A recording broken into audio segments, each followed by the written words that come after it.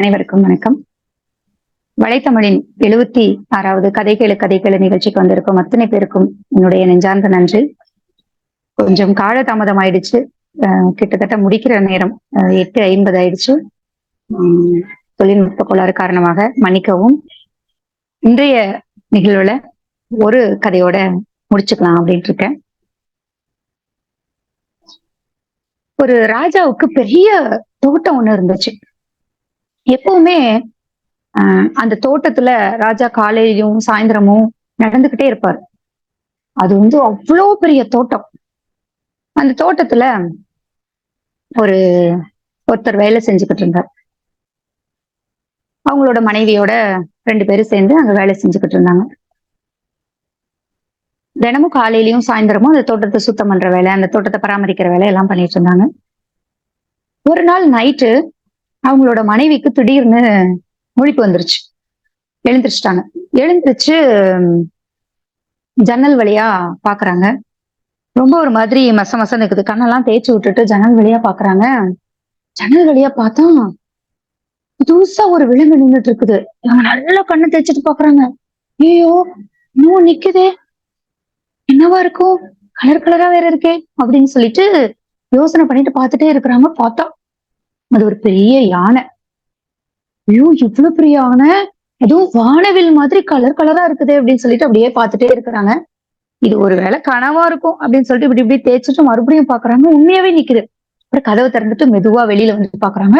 அந்த யானை அங்க இருக்கிற செடி கொடி எல்லாம் உடைச்சு உடைச்சு உடைச்சு நல்லா சாப்பிட்டுக்கிட்டு இருக்குது.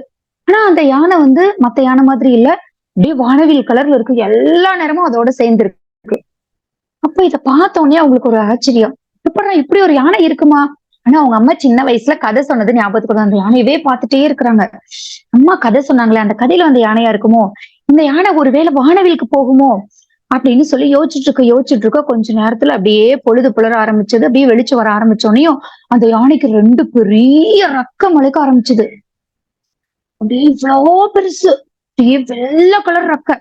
அது பார்த்தோன்னே உங்களுக்கு ஒருவேளை யானை பறந்து அங்கதான் போகுமோ, நம்ம அதோட வாழை பிடிச்சிட்டோம்னா அங்க போயிடலாம் தானே அப்படின்னு சொல்லிட்டு யானை மெதுவா அந்த ரெக்கை 2 அசைக்கும் போது ஓடி போய் அந்த வாழை டக்குன்னு பிடிச்சிட்டாங்க. பிடிச்சிட்ட உடனே அந்த யானை மேல அப்படியே எழுந்துச்சு பறக்க ஆரம்பிக்குது. பறக்க ஆரம்பிச்சோன்னே இவங்களுக்கு ஒரே பயம் வேற. ஐயோ தெரியாம பிடிச்சிட்டோமோ, நம்ம எங்காவது போயிருவோமோ. இருந்தாலும் பரவாயில்ல, பறக்கிறது ரொம்ப ஆசையா இருந்துச்சுல. சரி எப்படி இருக்குது இந்த மரம் செடி கொடி எல்லாம் தொடலாம் போல இருக்குதே, ஆனா கையில வேற பிடிச்சிருக்கமே, தொட முடியாது, என்ன பண்றது அப்படின்னு சொல்லி சுத்தி சுத்தி பாத்துக்கிட்டே இருக்காங்க. கீழே பார்த்தா வீடு எல்லாம் குட்டி குட்டியா இருக்குது, மரம் எல்லாம் குட்டி குட்டியா இருக்குது. அவ்வளோ உயரத்துல போயிட்டாங்க.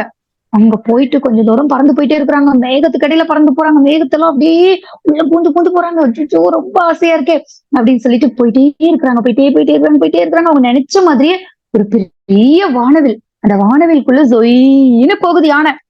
ஐயோ நம்ம நினைச்ச மாதிரியே வானவிலா இருக்கே, வானவிலுக்குள்ள என்ன இருக்கும் அப்படின்னு நினைச்சிட்டு இருக்கும்போது அங்க போய் சேர்ந்து யானை அப்படியே நிக்குது. நின்ன உடனே அவங்களும் அந்த வாழை விட்டுட்டு இறங்கி சுத்தி பாக்குறாங்க. எல்லா செடி கொடி மரம் என்னென்னவோ இருக்குது. அவங்க அதை பார்த்துக்கிட்டே இருக்கிறாங்க. என்னடா இப்படி இருக்குன்னு பார்த்தா ரொம்ப வித்தியாசமா இருக்கு. எப்படி இருக்குன்னா மரம்ல அப்படியே ராட்சச உயரத்துல இருக்கு. அதுல இருக்கிற பழம் எல்லாம் அதை விட பெருசா இருக்கு, யானையை விட பெருசா இருக்கு.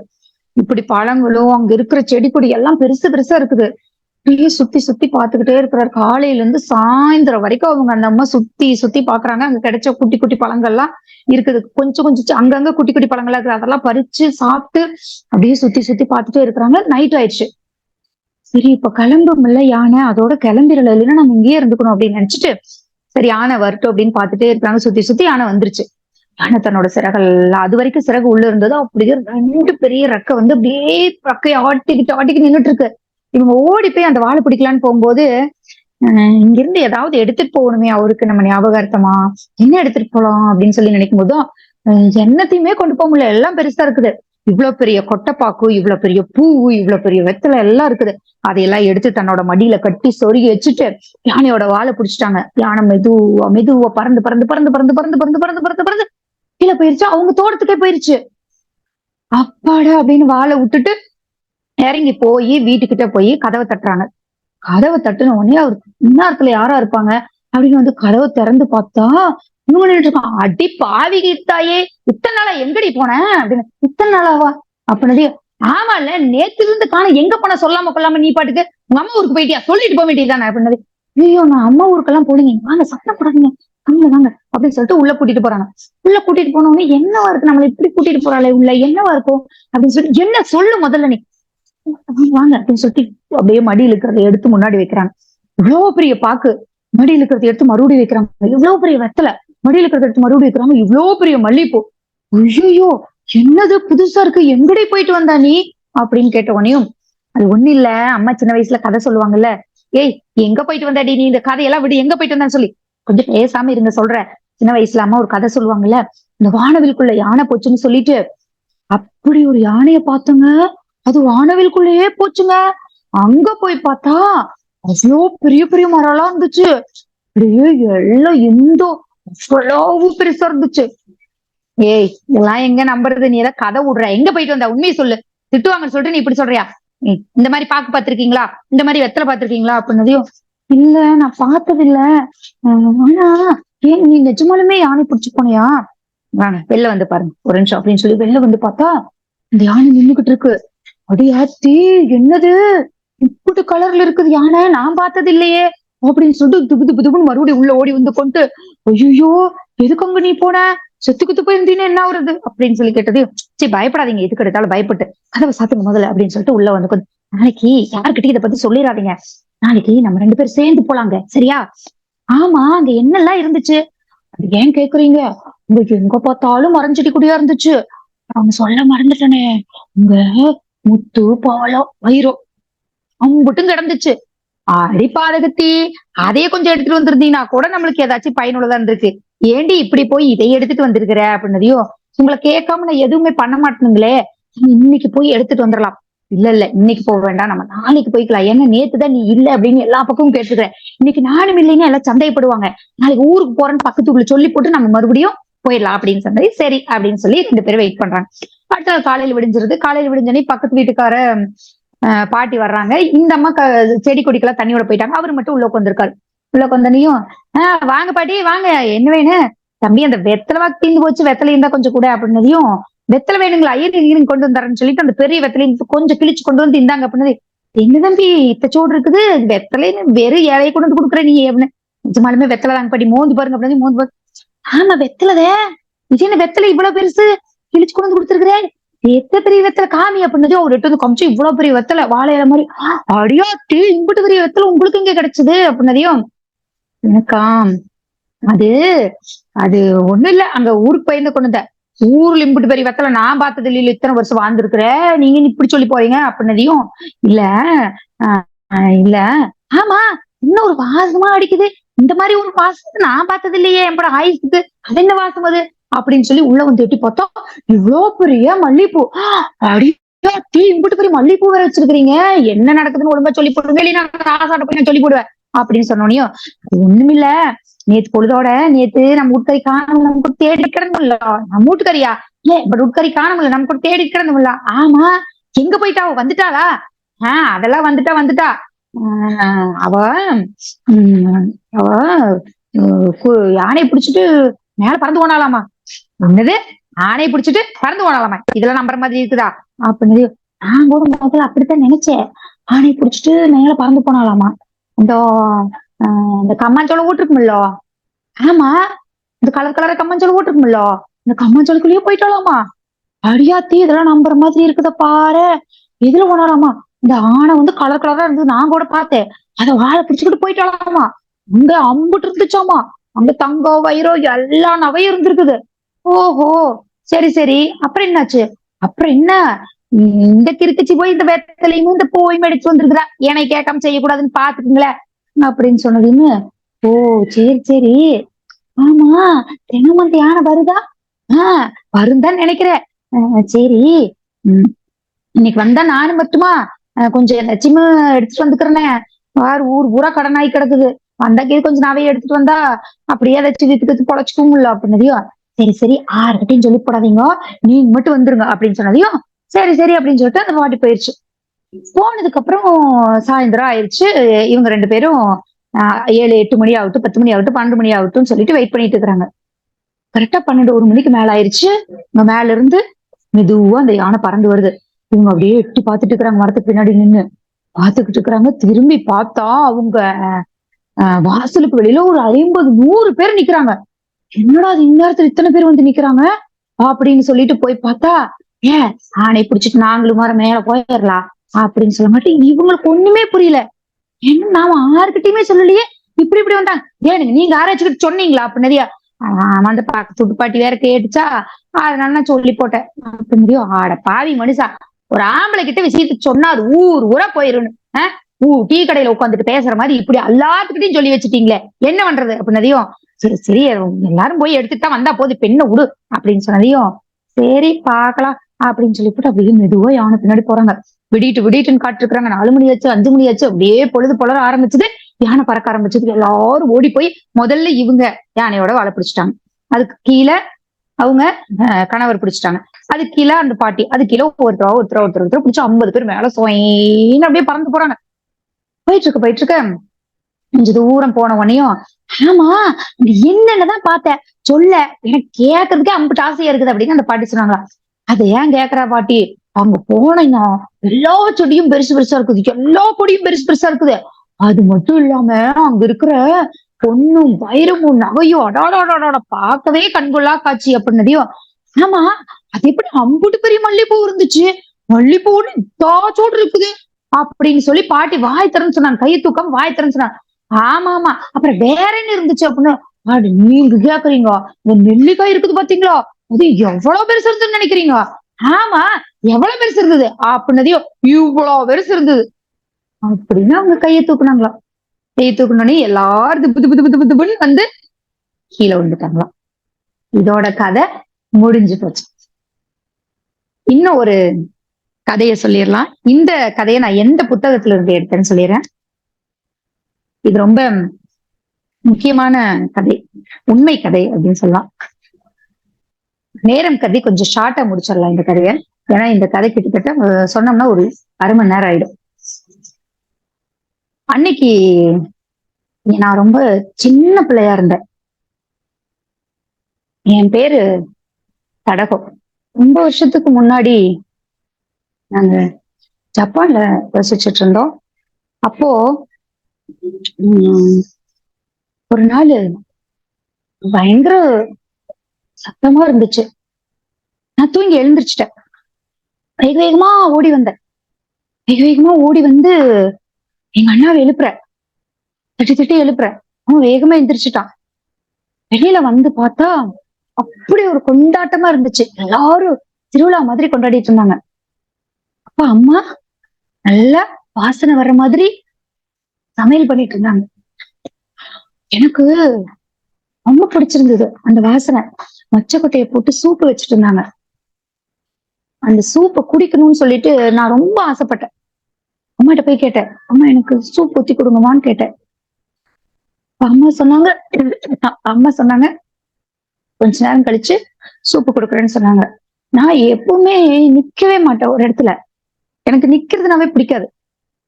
ரொம்ப குதிச்சுக்கிட்டே இருப்பேன், ஓடிக்கிட்டே இருப்பேன். அம்மா கூட சொல்லுவாங்க, உன் கால் ஒரு இடத்துல நிக்காதா, எப்ப பார்த்தாலும் குதிச்சுக்கிட்டு ஓடிக்கிட்டே இருக்கிற அப்படின்னு சொல்லி அம்மா கூட சொல்லுவாங்க. நான் ஓடிக்கிட்டே இருப்பேன். அன்னைக்கு எனக்கு ரொம்ப சந்தோஷமா இருந்தது. அப்பா அம்மாட்ட சொன்னேன், அம்மா இன்னைக்கு எனக்கு ரொம்ப சந்தோஷமா இருக்குதுமா, நம்ம அங்க போறோம் தானே அப்படின்னு சொன்னோனையும் அம்மா சொன்னாங்க, இது சந்தோஷப்படுற நாள் கிடையாது இல்ல, இது ஒரு துக்கமான நாள். அன்னைக்கு குண்டு போட்டாங்கல்ல, அந்த குண்டுல இறந்தவங்களுக்காக நம்ம அவங்களுக்காக அஞ்சலி செலுத்துற நாள். இதுல நீ சந்தோஷப்படலாமா அப்படின்னு சொல்லி அம்மா சொன்னாங்க. எனக்கு என்னவோ சந்தோஷமா தான் இருந்தது. அந்த குண்டு போட்டதுல நம்ம பாட்டி கூட இறந்து போயிட்டாங்க, ஆனா நீ சந்தோஷப்படுறேன்னு சொல்றிய அப்படின்னு அம்மா சொன்னாங்க. ஆனா நான் யோசிச்சேன், என் பாட்டினா ரொம்ப பிடிக்கும் தான், ஆனா அது எனக்கு என்னவோ அவ்வளவு சந்தோஷமா இருந்துச்சு. அப்புறம் நான் அங்க வேகமா ஓடி போலாம் அப்படின்னு சொல்லிட்டு வெளியில வந்தேன். அம்மா வெளியில போகாத, நம்ம எல்லாம் சேர்ந்து போலாம் அப்படின்னு சொன்னாங்க. அப்ப நான் யோசிச்சேன், சரி சேர்ந்தே போலான்னு சொல்லி உள்ள வந்து உட்காந்தேன். அம்மா பாட்டிக்கு பிடிச்சதெல்லாம் செஞ்சிருந்தாங்க.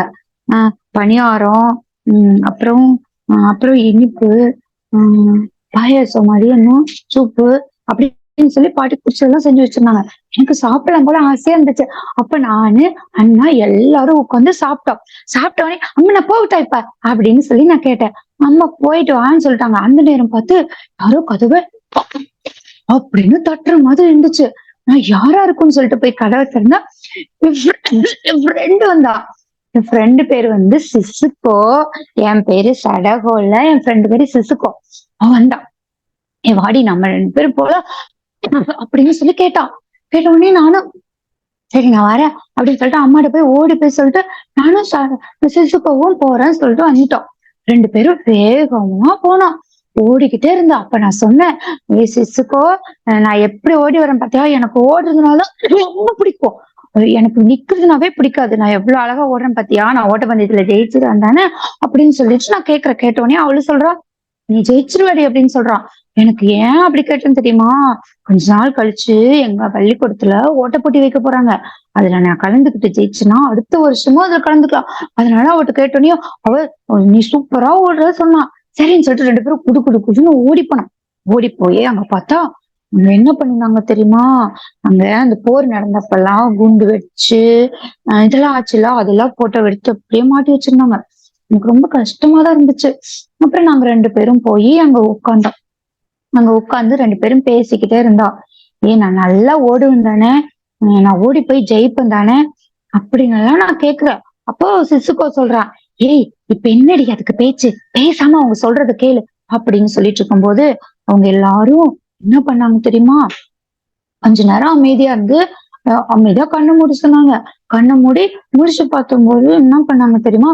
ஒரு விளக்கு மாதிரி வச்சிருந்தாங்க. காகிதத்துல செஞ்ச விளக்கு. அதுக்குள்ள மெழுகுவர்த்தி வச்சிருந்தாங்க. அத கொண்டு போய் ஆஹ் ஓட்டா அந்த ஆறு இருக்கும் இல்லையா, அந்த ஆறுல வச்சு அப்படியே தண்ணிய தள்ளி விட்டாங்க. அதுக்கு முன்னாடி இன்னொன்னு பண்ணாங்க, சொல்ல மறந்துட்டேன். என்ன பண்ணாங்க, இன்னொன்னு வந்து அந்த பேர் எழுதுறாங்க. யாருக்காக அந்த விளக்கு வைக்கிறாங்களோ, தண்ணியில விடுறாங்களோ அவங்களோட பேரெல்லாம் எழுதுனாங்க. யாரெல்லாம் அந்த குண்டு வெடிப்புல செத்து போனாங்களோ அவங்க பேரெல்லாம் எழுதுனாங்க. எனக்கு கூட ரொம்ப கஷ்டமா இருந்துச்சு. என் பாட்டு ஞாபகம் அப்ப வந்துச்சா. அப்ப நான் வந்து ரொம்ப கஷ்டப்பட்டேன். அப்புறம் அது அது அப்படியே மெதுவா நகர்ந்து போச்சு. நகர்ந்து போக எனக்கு பாக்குறதுக்கு எப்படி தோணுச்சு தெரியுங்களா? அப்படியே வானத்துல இருந்து மின்மினி குச்சி எல்லாம் பறந்து வந்தா எப்படி இருக்கும் அப்படின்னு, அதெல்லாம் கடல்ல போய் சேர்ந்துரும் அப்படின்னு சொன்னாங்க.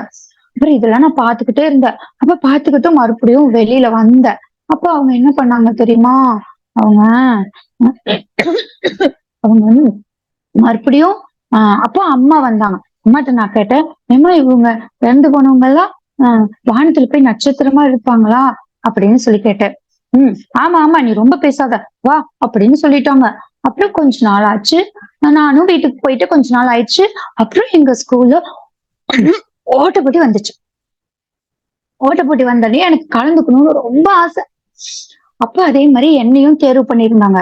அதுக்கு டெய்லியும் நான் பிராக்டிஸ் பண்ணுவேன். காலையில எழுந்திரிச்சு ஓடுவேன், சாயந்தரம் ஓடுவேன், ஓடிக்கிட்டே இருப்பேன். எங்க அண்ணாட்ட டைம் வச்சு பார்க்க சொல்லுவேன். பாரு நான் எப்படி ஓடுறேன் அப்படின்னு சொல்லிட்டு அண்ணாவும் பாப்பா இப்படி எல்லாம் ஓடி ஓடி பிராக்டிஸ் பண்ண அந்த நாள் வந்துருச்சு.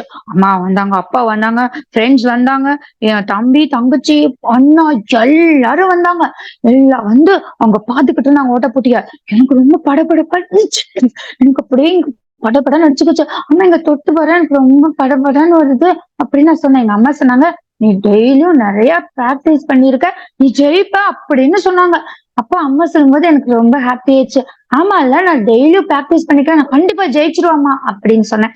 எங்க அம்மா வந்து எனக்கு வந்து அப்படி கட்டி பிடிச்சு முத்தெல்லாம் கொடுத்து என்ன அனுப்பிச்சு வச்சாங்க. அனுப்பிச்சு வைக்கும்போது எனக்கு பயம், நான் ஒருவேளை தோத்துருவனோ அப்படின்னு சொல்லிட்டு. அப்ப தோக்க மாட்டேன் இல்ல நான் ஜெயிச்சிருவேன் அப்படின்னு எனக்கு நானே சொல்லிட்டு உள்ள போறேன். ஆனோடனே எல்லாம் நின்றுட்டு இருக்கிறாங்க. வேகமா ஓடணும்னு நினைக்கும் போது எனக்கு அப்படியே தலை சுத்துற மாதிரி இருந்துச்சு. அப்புறம் கொஞ்ச நேரம் அப்படியே தலை இப்படி இப்படியே அசைச்சேன். அப்புறம் சரியா போச்சு. அப்புறம் நான் ஓடினேன் ஓடினேன் ஓடினேன் ஓடினேன் ஓடினேன் ஓடினேன். ஓட ஓட எனக்கு இந்த உலகத்திலே நான் தான் ஸ்பீடா ஓடுற கேர்ள் அப்படின்னு சொல்லி மனசுக்குள்ள வந்துருச்சு. ஓடிட்டேன் ஓடிட்டேன் ஓடிட்டு ஓடிட்டேன் ஓடி போயிட்டேன். கடைசியில ஓடி போய் சேர்ந்து கொஞ்ச நேரம் கழிச்சு மறுபடியும் எனக்கு தலை சுத்த ஆரம்பிச்சிருச்சு. தலை சுத்த சுத்த அப்படியே தலையை கீழே கொண்டு போய் அப்படியே உட்கார்ந்தேன். ஆனா என் காதுல யாரோ சொல்றாங்க, ஏய் சடகோ நீ ஜெயிச்சுட்ட, உங்க டீம் ஜெயிச்சுச்சு அப்படியே சொல்றாங்க. சொன்னோடனே எனக்கு அப்படியே காதுல அது விழுது. மறுபடியும் தலையை நல்லா ஆட்டுறேன். அப்ப அந்த திருக்குறன்னு வந்ததெல்லாம் சரியாயிடுச்சு. எனக்கு ரொம்ப ஹாப்பி ஆயிடுச்சு. எல்லாரும் வந்து என்ன கட்டி பிடிச்சு எனக்கு வாழ்த்து சொல்றாங்க. எனக்கு அந்த அன்னைக்கு ரொம்ப சந்தோஷமா இருந்தது. ஆனா கொஞ்ச நாள் ஆகும்போது எனக்கு அடிக்கடி தலை சுத்த ஆரம்பிச்சது. ரொம்ப தலை வலிக்க ஆரம்பிச்சது. இப்ப கூட உங்களோட சொல்லிட்டு இருக்கல என்னால கொஞ்சம் பேச முடியல. ரொம்ப தலை சுத்த ஆரம்பிச்சது. ஆனா நான் இது அம்மாட்ட எல்லாம் யாருக்கிட்டையும் சொல்லல. சொன்னா ஆஹ் ஏதாவது செஞ்சுருவாங்களோ, ஹாஸ்பிட்டல் கூட்டிட்டு போயிருவாங்களோ, நான் யார்கிட்டயுமே சொல்லல. அப்போ எங்க எங்க எங்க பாட்டி எல்லாம் சாமி கும்பிடுவாங்க. அந்த திருவிழா வந்துச்சு. அதுக்கு பாட்டிக்கு பாயாசம் எல்லாம் செஞ்சு படைச்சாங்க. அதுக்கு முன்னாடி இறந்து போனவங்க எல்லாத்துக்கும் பாயாசம், அது இது அவங்களுக்கு பிடிச்ச பணியாரம் எல்லாம் செஞ்சு படைச்சாங்க. அப்போ நான் அம்மாட்ட கேட்டேன், "அம்மா எனக்கு ஆஹ் கிமோனா ட்ரெஸ் போடலான்னு ஆசையா இருக்குதுமான்னு சொன்னேன். அது என்ன ட்ரெஸ் தெரியுமா? எங்க எங்க ஜப்பான்ல போடுற ரொம்ப பாரம்பரியமான ட்ரெஸ். அப்ப எங்க அம்மா சொன்னாங்க, எப்படி நான் அவ்வளவு காசு கொடுத்து வாங்க முடியாது, பட்டு அதெல்லாம் வாங்க முடியாது சொன்னாங்க. எனக்கு ரொம்ப ஆசையா இருக்குமா நான் சொன்னேன். அப்புறம் எங்க அம்மா, நம்ம வந்து அடுத்த வருஷம் நல்லா பணக்காரங்க ஆயிடுவோம், நல்லா காசு சம்பாதிப்போம், அப்ப உனக்கு வாங்கி தரேன்னு சொன்னாங்க. நானும் சரின்னு சொல்லிட்டேன். இப்ப என்னாச்சு தெரியுமா? கொஞ்ச நாள் ஆகும்போது எனக்கு ரொம்ப உடம்பு சரியில்லாம போச்சு. என்ன பண்ணலாம்? அப்புறம் அம்மா கண்டுபிடிச்சிட்டாங்க. நான் அடிக்கடி கீழே மயக்கம் போட்டு விழ ஆரம்பிச்சேன். அப்பா ஹாஸ்பிட்டலுக்கு கூட்டிட்டு போனாங்க. எனக்கு எதுக்கு பயந்துட்டு இருந்தனோ அங்கேயே கூட்டிட்டு போயிட்டாங்க. கூட்டிட்டு போய் என்ன செக் பண்ணிட்டு எனக்கு வந்து லுக்கீமியா இருக்குன்னு சொன்னாங்க. அது வந்து குண்டு வெடிச்சா ஆஹ் குண்டடி குண்டு வெடிச்சவங்களுக்கு அந்த பக்கத்துல இருக்கிறவங்களுக்கு வர்ற வியாதின்னு சொன்னாங்க. எனக்கு கொஞ்சம் பயமா இருந்துச்சு. எப்படி நான் என்ன பண்ண போறேன் அப்படின்னு சொல்லிட்டு நான் காதை குத்திட்டு அப்படியே கீழே குனிஞ்சு உட்காந்துட்டேன். அப்புறம் டாக்டர் போனதுக்கு அப்புறம் அம்மா வந்து என்னை கட்டி பிடிச்சு முத்தெல்லாம் கொடுத்து, பயப்படாத, எல்லாம் சரியா போயிடும் அப்படின்னு சொன்னாங்க. நான் ரொம்ப பயந்துட்டே இருந்தேன். அப்போ நீ கொஞ்ச நாள் ஹாஸ்பிட்டல் இருந்தா சரியா போயிருன்னு சொன்னாங்க. சரின்னு நான் சொன்னேன். அந்த அன்னைக்கு என்னை விட்டுட்டு எல்லாரும் போயிட்டாங்க. நான் மட்டும்தான் ஹாஸ்பிட்டல் இருந்தேன். எனக்கு ரொம்ப பயமா இருந்துச்சு. நான் அது வரைக்கும் அப்படி தனியா இருந்தது இல்லை. அப்ப நான் ரொம்ப அழுதேன். எனக்கு என்ன ஆகும் அப்படின்னு சொல்லி நான் அழ ஆரம்பிச்சேன். ஓ, எனக்கு ரொம்ப பயமா இருந்துச்சு. நம்ம செத்து போயிடுவோமோ, செத்து போனா ரொம்ப வலிக்குமோ, அது எப்படி சாவோம் அப்படிலாம் யோசிச்சேன். அப்போ ஒரு நர்ஸ் வந்து, பயப்படாத, எதுவும் ஆகாதுன்னு சொன்னாங்க. ஆனாலும் எனக்கு பயமா தான் இருந்துச்சு. நான் என்ன பண்றேன்னு தெரியாம முழிச்சுக்கிட்டே இருந்தேன். அப்போ கொஞ்சம் நேரம் யோசிச்சு அப்படியே தூங்கிட்டேன். எப்படி தூக்கம் வந்துச்சுன்னு தெரியல, தூங்கிட்டேன். அடுத்த நாளு என் ஃப்ரெண்டு வந்தா. என் ஃப்ரெண்டு வந்து சிஸ்துக்கோ, அவளும் நானும் ரொம்ப ரொம்ப ஃப்ரெண்ட் இல்ல. அவ எனக்காக ஒண்ணு கொண்டு வந்திருந்தா. அவ வந்து ஒரு கொக்கு செஞ்சு கொண்டு வந்திருந்தா. அப்புறம் சிசர்ஸ், பேப்பர்ஸ் எல்லாம் கொண்டு வந்து என் பெட்ல வச்சிருந்தா. அவ அந்த கொக்கு வந்து அப்படியே தங்க கலர்ல இவ்வளோ பெரிய கொக்கு என்கிட்ட கொண்டு வந்து கொடுத்துட்டு அவ சொன்னா, உடம்பு சரியில்லாம யாரெல்லாம் இருக்காங்களோ அவங்களாம் 1000 கொக்கு செஞ்சா அவங்க சரியாயிடுவாங்க அப்படின்னு சொன்னான். சொன்ன உடனேயும் நான் உண்மையா இருக்குமா, ஏய் என்னடி பொய் சொல்லாதடி நீ அப்படி சொன்ன. அவ சொன்னா, நிஜமாலுமே கொக்கு செஞ்சா பழிச்சுக்குவாங்க, நீ 1000 கொக்கு செய்யறதுக்குள்ள உனக்கு உடம்பு ரெடி ஆயிரும் அப்படின்னு சொன்னலாம். எனக்கு சந்தேகமா தான் இருந்துச்சு. சரி, ஓகே, நம்ம செஞ்சுதான் பார்க்கலாமே அப்படின்னு சொல்லிட்டு அப்புறம் நான் செய்ய ஆரம்பிச்சேன். அப்போ அடுத்து கொஞ்ச நாள் ஆயிடுச்சு. நான் இருக்கிற ரூமுக்கு பக்கத்துல கெஞ்சி ஒருத்தன் தான். டெய்லியும் வாக்கிங் வருவா வெளியில, நானும் வாக்கிங் போக 2 பேரும் பேசிட்டு இருந்தோம். அப்பா அவன்கிட்ட போய் சொன்னேன், எனக்கு ஒரு ஆசை, அவனுக்கு உடம்பு சரியில்ல, அவனுக்கும் இந்த கொக்கு செய்து கொடுத்தா எப்படி இருக்கும் அப்படின்னு சொல்லிட்டு. அப்போ அவன்கிட்ட கேட்டேன், நீயும் கொக்கு செய், 1000 கொக்கு செய்துக்குள்ள உனக்கு உடம்பு சரியா போயிடும்னு சொன்னேன். சொன்னா எனக்கு ரொம்ப அழுகையா வந்துச்சு. நான் என்ன சொன்னான் தெரியுமா? அப்படிலாம் நான் இன்னைக்கு பொழைக்க மாட்டேன், நான் செத்து போயிடுவேன், சீக்கிரமா செத்து போயிடுவேன், அதெல்லாம் செய்ய வேண்டியது இல்லை அப்படின்னா. எனக்கு ஒரு நிமிஷம் ஒண்ணுமே புரியல. ஆமா, அப்படி என்ன அவனுக்கு வியாதி அப்படின்னு நான் கேட்டேன். சொன்னா, எனக்கு அந்த போர் எல்லாம் பண்ணி குண்டெல்லாம் போடுவாங்கல்ல, அந்த குண்டு போட்டாலாம் ஒரு ஒரு ஒரு நோய் வரும்ல, அந்த நோய் வந்துருச்சுன்னா சொன்னாங்க, நான் செத்துருவேன்னு சொன்னாங்க அப்படின்னது. ஆமா, அது என்னது, அது பேர் லுக்கிமியா சொன்னாங்க அப்படின்னதே இவளுக்கு பயங்கர ஷாக் ஆயிடும். அப்படியா, அதெல்லாம் ஒண்ணும் இல்லை, நீ கொக்கு செய், சரியா போயிருவ அப்படின்னு சொன்னியும். இல்ல, நான் என்ன பண்றேன்னு தெரியல, ஆனா கொக்கு செஞ்சாலாம் நான் சரியாக மாட்டேன்னு சொன்னான். எனக்கு ரொம்ப பயம் ஆயிடுச்சு. என்னடா அது, நமக்கு ஒருவேளை இப்படி ஆயிடுமோ அப்படின்னு சொல்லிட்டு இருந்தாலும் தைரியத்தை வர வச்சுட்டு நீ கொக்கு செய்ன்னு சொல்லிட்டு வந்துட்டேன். அவன் அதை நம்பல. நான் போன உடனே பெரிய பேப்பர் எடுத்து பெரிய கொக்கு செஞ்சு அவன் ரூம் பக்கத்துல வீசிட்டேன். எப்படியாவது அந்த கொக்கு அவனை காப்பாத்திட்டுன்னு. ஆனா சடவு சிசுக்கோ சொன்னா என்கிட்ட, என்ன சொன்னான்னா, கொக்கு வந்து 1000 வருஷம் வாழும், அதனால அந்த கொக்கு பொம்மையை செஞ்சோம்னா பேப்பர்ல நம்மளும் நிறைய வருஷம் வாழலாம் அப்படின்னு சொன்னான். நானும் செஞ்சுக்கிட்டே இருந்தேன், நிறைய செஞ்சுக்கிட்டேன். அம்மா வந்தாங்க, எனக்கு கொஞ்சம் ரொம்ப முடியல. அம்மா வந்து என் கைய புடிச்சுக்கிட்டு சரியா போயிடும்னு சொன்னாங்க. அம்மாவ புடிச்சிட்டு நான் அழ ஆரம்பிச்சேன். கொஞ்ச நாள் ஆச்சு. கொக்கு செய்ய செய்ய எனக்கு சரியான ஆரம்பிச்சது. அப்புறம் எனக்கு நல்லா சாப்பிடலாம்னு தோணுச்சு. வாமிட் வர்றது நின்றுச்சு. தலை சுத்துறது நின்றுச்சு. ரொம்ப சந்தோஷமாயிருச்சு. ரொம்ப ஹாப்பியா கொக்கு செய்ய ஆரம்பிச்சேன்.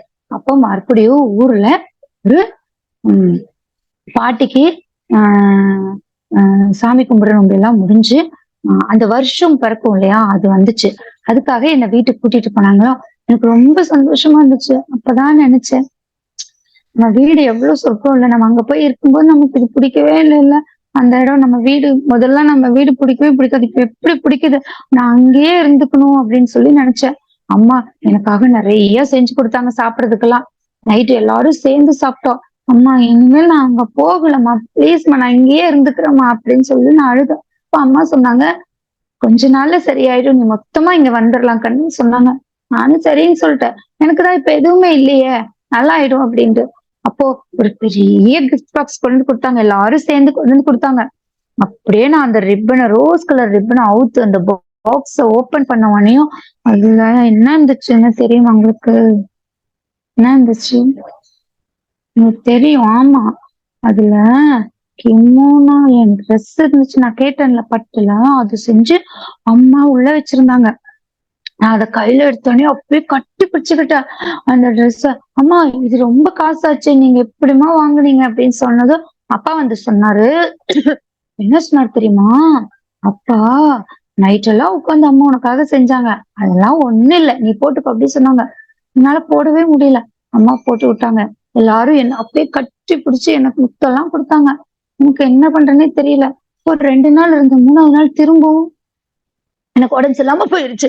சரி என்ன பண்ணலாம் அப்படின்னு அம்மா அப்பாவும் யோசிச்சாங்க. திரும்பவும் ஹாஸ்பிட்டல் கூட்டிட்டு போயிட்டாங்க. எனக்கு அங்க பிடிக்கவே இல்லை, நான் அங்க இருக்கவே மாட்டேன் அப்படின்னு சொல்லி நான் சொன்னேன்.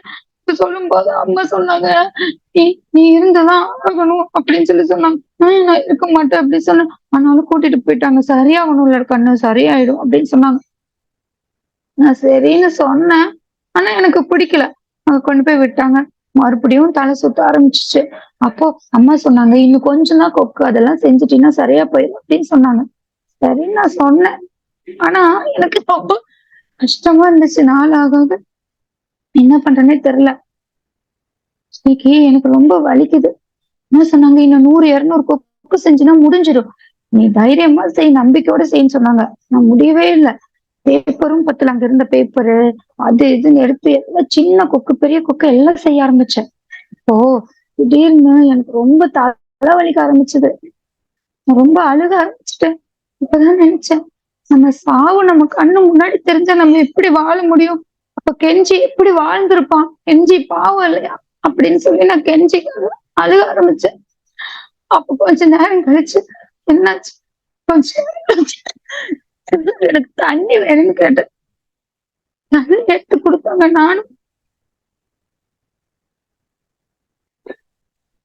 குடிச்சிட்டு கீழே வச்ச உடனே கீழே வச்சு கொஞ்ச நேரத்துல சடகோ இறந்துட்டாங்க.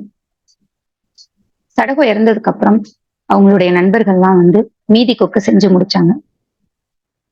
மீதி கொக்கு செஞ்சு முடிச்சு அதுக்கப்புறம் அவங்களுக்கு ஜப்பான்லயே ஒரு பெரிய மணிமண்டபம் அமைச்சு ஒரு பெரிய சடகோவோட சிலையை அமைச்சாங்க.